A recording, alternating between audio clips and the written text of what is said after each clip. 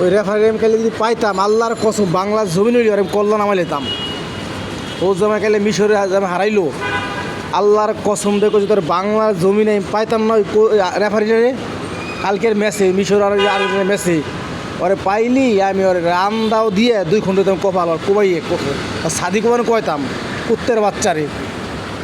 ওই কুত্তের বাচ্চা আমার মিশরে খামা হারাইছে খানকির বলে। হ্যাঁ লাস্টে কী হলো সালার লাস্টে ডিফেন্সের ভিতরে হালাই ধুয়ে লাস্টে গোল দিল।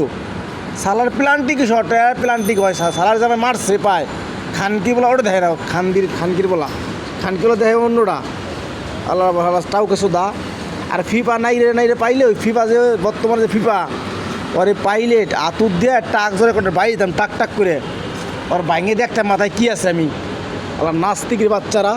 তোরা সুদানে খেলা দিস কে হারামি বাচ্চারা এই খানকি ভাই বলোরা এটা সুদানে খেলা দিস কে তোরা?